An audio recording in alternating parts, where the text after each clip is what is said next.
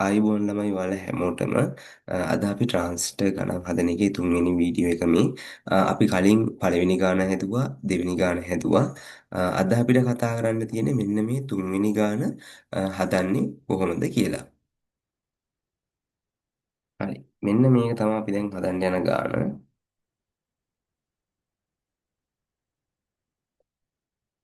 හරි. මෙන්න මේ ගාන හදන්නේ මේකෙත් මම ඉස්සෙල්ලාම අපි වැඩේ ටික කරගන්න සුපුරුදු විදිහට මේකේ ඉස්සෙල්ලා මම දාගන්නවා RC කියලා මේව නම් කරගන්නවා. මේව නම් කරගන්නවා RB කියලා. එතකොට සංග්‍රාහකය තුලින් ගලන ධාරාව IC මෙතනින් ගලන ධාරාව IC පාදම තුලින් ගලන ධාරාව IB මේකත් අපි සිලිකන් වලින් හදපු ට්‍රාන්සිස්ටර් කියලා ගන්න හදමු. එහෙම වුණොත් VBE එනවා අපිට 0.7 වෝල්ට් කියලා. හරි. දැන් මේකෙදි පොඩි ප්‍රශ්නයක් එනවා මෙන්න මෙතන සංදිය තුලින් දෙපැත්තට යන ධාරාව බෙදෙනවා.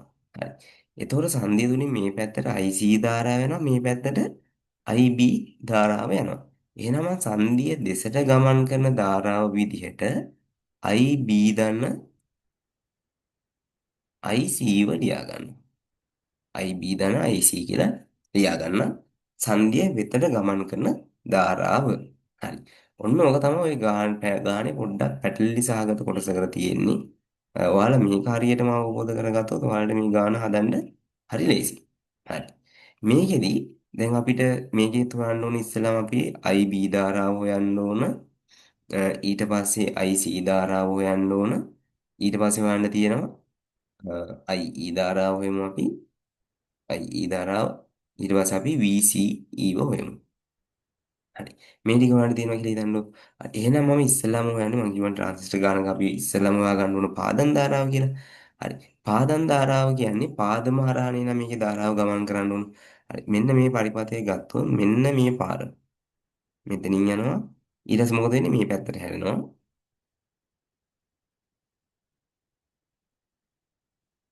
මෙතන ඊට පස්සේ ග්‍රවුන්ඩ් එනවා. හරි. මෙන්න මේ මම රතු පාටින් ඇඳපු පරිපථ කොටසට අපි කර්චොෆ්ගේ විභව නියමය යොදා ගන්න ඕන. එතකොට කර්චොෆ්ගේ විභව නියමය යොදා ගන්නකොට විභව නැග්ම සමානයි විභව බැස්මන්ගේ එකතුව. හරි. මෙතන විභව බැස්මන් දැන් කීයක් තියෙනවද? විභව නැග්ම 12යි වෝල්ට්. මෙතන RC විභව බැස්මකුත් තියෙනවා. මෙතන RB විභව බැස්මකුත් තියෙනවා. මෙතන VBE විභව බැස්මකුත් තියෙනවා. හරිනේ. හරි. එතකොට අපි ලියා ගන්න පුළුවන් මේක VCC සමානයි මෙතන එතකොට අපි කොහොමද ලියාගන්නේ? මේ RC ප්‍රතිරෝධය හරහා ගලන්නේ IB ධන IC ධාරාව. එහෙනම් අපි ඒක ලියා ගන්න පුළුවන් IB ධන IC වරක් RC කියලා. හරිනේ. හරි. ඊළඟ විභව බැස්ම කවුද? මෙන්න මෙතන RB ප්‍රතිරෝධය හරහා විභව බැස්ම මම යාව කෙලින්ම ලියා ගන්න IB RB කියලා. හරි. ඊළඟට එනවා අපිට VBE.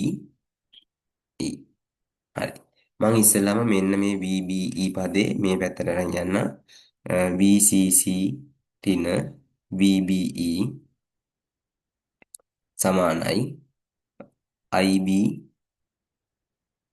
ධන IC වරක් RC ධන IB RB. හරි. දැන් එතකොට අපිට මේකේ දන්නේ නැති පද ඉස්සෙල්ලා බලන්න ඕන. මේකේ අපි BCC දන්නවා, VBE ව දන්නවා, IB දන්නවද? නෑ. IB ව දන්නේ නෑ. IC ව දන්නවද? IC ව දන්නෙත් නෑ. හරිද? ඊට පස්සේ RC තියෙනවා. RC ව දන්නවා අපි 300 ohm කියලා. RB ව දන්නවා 200 kilo ohm කියලා තියෙනවා. හරි. දැන් එතකොට මේකේ දන්නේ නැති පද දෙකක් තියෙනවා. දන්නේ නැති පද දෙකක් තියෙනවා. හරිද? හරි. දන්නේ නැති පද දෙකක් තියෙනවා මේ IB IC කියන එක. හරිද? මෙන්න මෙතෙන්දි මම පොඩි වැඩක් කරනවා. මෙන්න මේ IC කියන පදේ මම වෙන විදිහකට හදාගන්නවා. IC කියන පදේ අපි IB කියන පදයකට හදාගන්නවා. එහෙම කොහොමද කරන්නේ?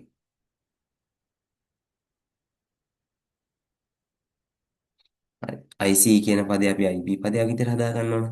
ඔයාලට මතකද සූත්‍රයක් තියෙනවා බීටා සමානයි IC බෙදීම IB කියලා. IC බෙදීම IB. හරි. ඒක ඊට පස්සේ අපි IC යුක්ත කරගත්තොත් මොකද වෙන්නේ? IC සමානයි බීටා ගුණ කිරීම IB. හරිනේ. හරි. එහෙනම් අපිට අපි ලියා ගන්න පුළුවන් IC සමානයි බීටා වරක් IB කියලා මෙහෙම ලියා ගන්න පුළුවන්. හරි. එහෙනම් අපිට මෙන්න මෙතන තියෙන IC වෙනුවට මෙන්න මෙයාව දාගන්න බැයිද? බීටා IB ව. මොකද අපි බීටා කියන පදේ දන්නවනේ බීටා කියන්නේ 100යි. එහෙනම් අපි IB පද දෙකක් IB පද විතර මේ සූත්‍රයෙන් දාගත්තොත් අපිට IB උක්ත කරගන්න පුළුවන්. හරි. මම එහෙනම් දැන් ආයේ සූත්‍රය ලියනවා අපහු මෙන්න මේ විදිහට VCC ඍණ VBE සමානයි IB ධන මෙතන අපි ඒතර IC වෙනුවෙන් කවුද ලියන්නේ? Beta IB. බීටා IB ಗುಣ කරගන්නවා කාගෙන්ද? RC ගෙන් ධන IB RB.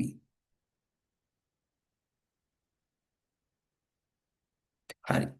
මේක ඊට පස්සේ මම මෙන්න මෙතන මේ වරහන සුළු කරගන්න ඉස්සෙල්ලාම VCC ඍණ VBE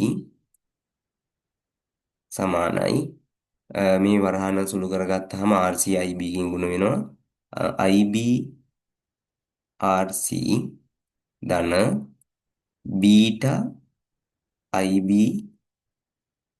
RC ධන IB RB. හරි. දැන් එතකොට මෙන්න මේ සූත්‍රයේ පොදු පද මොනවද තියෙන්නේ? පොදු පදේ විදිහට අපිට IB ගන්න පුළුවන් නේද? හරි. මම එහෙනම් IB ව එළියට ගන්නවා. VCC ඍණ VBE සමානයි. මෙන්න මේ ටිකෙන් අපි IB පදේ එළියට ගත්තාම IB වරහන් ඇතුලේ RC ධන බීටා RC ධන RB. හරි. දැන් ඒතර අපිට කාවත් තනි කරගන්න ඕන IB ව තනි කරගන්න ඕන IB ව තනි කරගන්න මෙන්න මේ වරහන ඇතුලේ තියෙන පදේ මම සම්පූර්ණයෙන්ම එහා පැත්තට අරන් යනවා. එතකොට අපිට සූත්‍රය ලියා ගන්න පුළුවන් IB සමානයි VCC ඍණ VBE මෙයාව බෙදනවා කීයෙන්ද? RC ධන බීටා RB ධන RB. සෝරි මෙතන RB නෙමෙයි RC.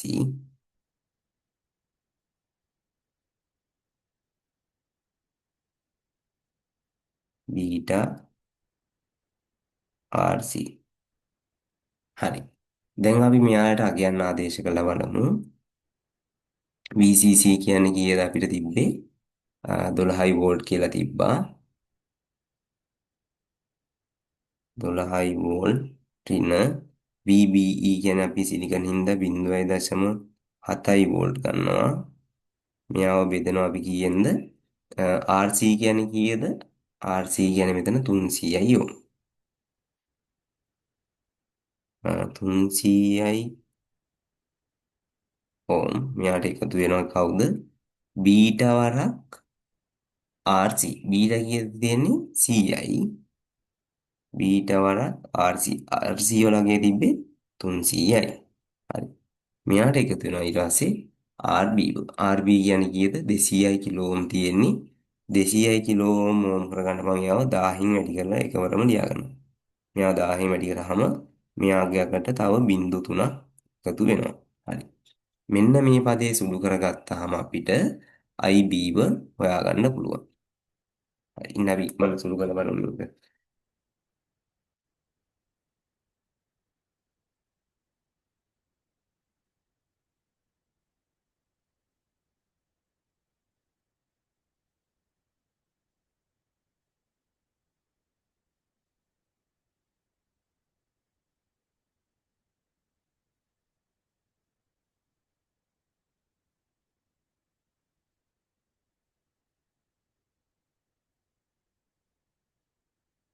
හරි. මේක සුළු කරගත්තාම අපිට උත්තරයක් එනවා 4.9යි 0.6 වරක් 10 ඍණ 5 කියලා. ඇම්පියර්. හරි. ඔයාලට මේ ගාන හදන හැටි සම්පූර්ණයෙන්ම තේරෙන්නේ නැති කියලා මම හිතනවා.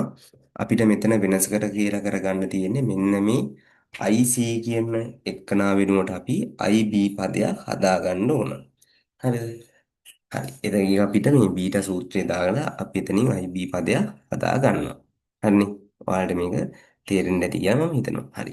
ඊළඟට අපි හොයමු IC එක. IC හොයන්න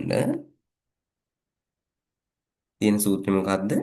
බීටා සමානයි IC බෙදීම IB. හරි. එතකොට අපිට මේක ලියා ගන්න පුළුවන් IC යුක්ත කරලා IC සමානයි බීටා වරක් IB. හරි. එතකොට බීටා වලගේ කියන්නේ කීයද? 100යි. ගුණ කරනවා කීයෙන්ද? IB ගෙන්. IB කියන්නේ කීයද? එතකොට අපිට කලින් ආවා 4.9යි 0.6 ගුණ කරනවා 10 ඍණ 5. හරි. 10 ඍණ 5න් ගුණ කරාම මේකට අපිට උත්තරයක් එනවා IC වලට. IC සමානයි 4.9යි 0.6 ගුණ කිරීම 10 ඍණ 3 කියලා. හරි. මෙන්න මේක තමයි අපි IC වලට ගන්න උත්තරේ. හරි. ඊට පස්සේ අපි IE හොයාගත්තොත් IE වලට අපිට ලියා ගන්න පුළුවන් IE සමානයි IB ධන IC. හරි. එතකොට IB කියන්නේ කීයද අපිට? 4.9යි 0.6 ගුණ කිරීම 10 ඍණ 5 ධන IC එතකොට එනවා 4.9යි 0.6 ගුණ කිරීම 10 ඍණ 3. හරි. එතකොට අපිට මේකට උත්තරයක් එනවා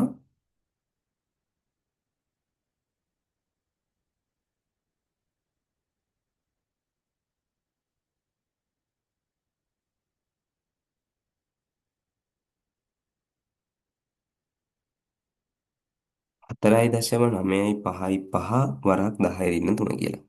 4.955 වරක් 10 ඍණ 3යි ඇම්පියර්. හරි. එතකොට අපි IE ධාරාව හොයාගත්තා. ඔයාලා ගණන් හදනෝන් මෙන්න මේ පියවර ලියලා ගාන හදන්න. ඒතකොට ඔයාලට ලකුණු ගන්න ලේසි. නැත්තම් ඔයාලට ලකුණු හම්බෙන්නේ නැහැ. පියවර වලට අපි ලකුණු දෙනවා. හරි. දැන් එතකොට අපි IB හොයාගත්තා, IC හොයාගත්තා, IE හොයාගත්තා. දැන් මම යන්නේ VCE හොයන්න. හරි. මේකෙත් VCE හොයන්න තියෙනට සුපුරුදු විදිහටම මෙන්න මේ පරිපථයට කර්චොෆ්ගේ විභව නියමය යොදා ගන්න එක තමයි තියෙන්නේ. හරි. මේකට කර්චොෆ්ගේ විභව නියමය යෙදුවොත් අපි VCE හොයන්න යන්නේ කර්චොෆ්ගේ විභව නියමය යෙදුවොත් මට ලියා ගන්න පුළුවන් VCC සමානයි මේකේ එතකොට මෙන්න මෙතන ඉන්නේ IB ධන IC RC හරිද? IB ධන IC RC ධන VCE. හරි. මේකේ එතකොට ඔයාලට VCE තමයි අපිට උත්තර කරගන්න තියෙන්නේ. මම එතකොට මේ සම්පූර්ණ පදේම එහා පැත්ත ඍණ පදයක් විදිහට ගන්න යනවා. එතකොට අපි ලියා ගන්න පුළුවන් VCE සමානයි VCC ඍණ IB ධන IC වරක් RC. හරි. මම යාට සම්පූර්ණ වරහනකුත් දාගන්න ඒකෝර අපිට සුළු කරගන්න ලේසි. හරි. නැත්නම් මම යාගේ වරහන් සුළු කරලා ඒකවරම සුළු කරන්න එතකොට ලේසි. VCC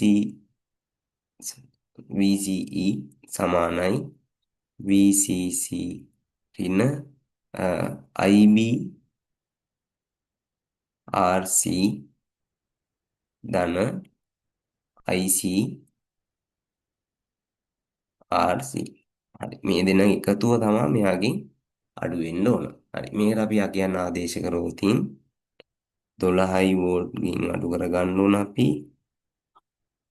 IB කියන්නේ කීයද අපිට ආවේ? 4.06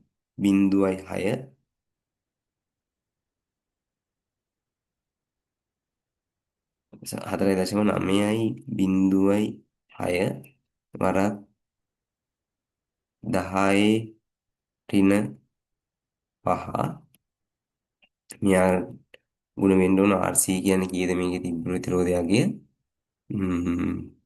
300යි යෝ. ඊට මම තව වරහනක් දාගන්න 300යි ඊට වරහන වල මෙයාට එකතු වෙන්න ඕන. එතකොට IC කියන්නේ කීයද තිබ්බේ 4.9.6 ගුණ කිරීම 10 ඍණ 3 වරක් RC කියන්නේ 300යි. හරි. මම වරහන් වගනවා. මෙන්න මේවා අපි කැලේ එකේ ගහලා සුළු කරලා බලුවොත් අපිට උත්තරයක් එනවා. 12 අඩු කිරීම 4.5 ගුණ කරනවා 300න් එයාට එකතු කරගන්න ඕන.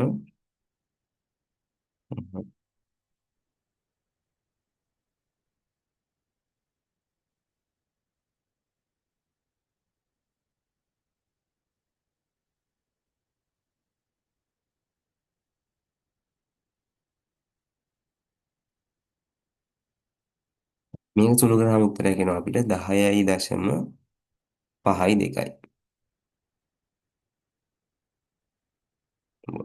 මෙන්න මේ විදිහට අපිට උත්තරයක් ලියා ගන්න පුළුවන් අපිට VCE වලට. හරි. එහෙනම් ළමයි ඔයාලට මෙන්න මේකෙන් මේ ගණන් දෙක හදපු දෙක ඔයාලට හොඳටම තේරෙන්න ඇති කියලා හිතනවා. පළවෙනි ගාන මේක. මේකෙත් අපි IB IC IE හොයාගත්තා VCE හොයාගත්තා. ඊළඟ ගාන මෙන්න මේ ගාන. මේකෙත් අපි IB IC IE හොයාගත්තා. ඊට පස්සේ VCE තන්දිවල හොයාගත්තා. හරි. එතකොට මේ ගාන සම්පූර්ණයෙන්ම වලට තේරෙන්න ඇති කියලා හිතනවා. මේ ගානදී වෙනසකට තියෙන්නේ මෙන්න මෙතන සංදියේදී ධාරාව බෙදිලා යන එක.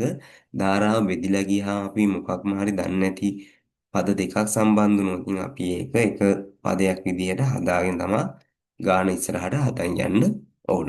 හරි. මෙන්න මේ ටික ඔළුවේ තියාගන්න. එතකොට ඔයාලන්ට මේ ගණන් හදන්න හරිම ලේසි. හරි. එහෙනම් අදට අපි මේ වීඩියෝ එක නවත්තනවා. අපි තවත් ට්‍රාන්සිස්ටර් ගණන් වල වීඩියෝ එකක් ඊළඟට අරන් එන්න. එහෙනම් ඔයාලට සුබ දවසක්.